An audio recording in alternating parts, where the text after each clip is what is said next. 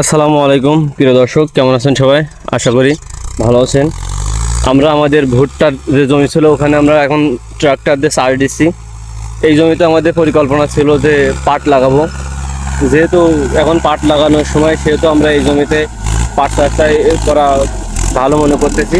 এই জন্য আর কি আমরা ভুট্টা কেটে নিয়ে গিয়ে আপনার ভুট্টার যে গাছগুলো আছে ওগুলাও আর কি সরাইছে, ওগুলাও নিয়ে গেছে, ওগুলাও খড়ি আপনার জ্বালানি হিসেবে ব্যবহার করা হয়। ভুট্টার যে গাছ ওগুলো আমরা জ্বালানি হিসেবে ব্যবহার করব। ওই জমিতে আমরা আর কি এখন চাষ শুরু করে দিয়েছি। এখানে আমরা আপনার হলো পাট লাগাবো। এখন পাট লাগালে ইনশাল্লাহ পাটের দামটাও ভালো পাওয়া যায় আর কি। 1 বিঘা জমিতে আপনার 15-16 মণ পর্যন্ত শুকনা পাট উৎপাদন করা যায়।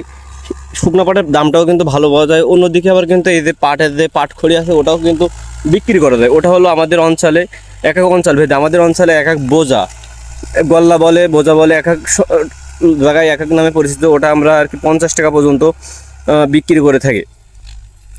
এই জন্য আর কি এই টাইমে পাট আর তিল লাগানোর সময় থাকে, কিন্তু তিল লাগানোর সময়টা ওভার হয়ে গেছে। এই জন্য এই জমিতে আমরা পাট লাগানোর জন্য ডিসিশন ফাইনাল করেছি। এখন ইনশাল্লাহ এখানে আমরা পাট লাগানোর প্রস্তুতি শুরু করে দিয়েছি। এই যে নাঙল আছে, যে ট্র্যাক্টর ফালা দিয়ে আমরা সার দিব 2টা। ফালা দিয়ে 2টা সার দেওয়া শেষ হয়ে গেলে আমরা হলো এতে হলো প্রয়োজনীয় যে সার আছে ওইগুলা দেবো। আপনার ইউরিয়া, টিএসপি, পটাশ, এগুলো যেগুলো প্রয়োজনীয় যে সার আছে ওগুলো আর কি আমরা এতে বুনে দেবো। বুনে দেওয়ার পরে আমরা আর কি আপনার যে রোটারি নাঙল আছে, রোটারি নাঙল দিয়ে আপনার হলো আর 2টা সার দেবো। মানে রোটারি নাঙল দিয়ে মোট 2টা সার দেবো। অনেকে কিন্তু একটা সার দেওয়ার পরে বীজ বুনে নিয়ে আর একটা সার দেয়।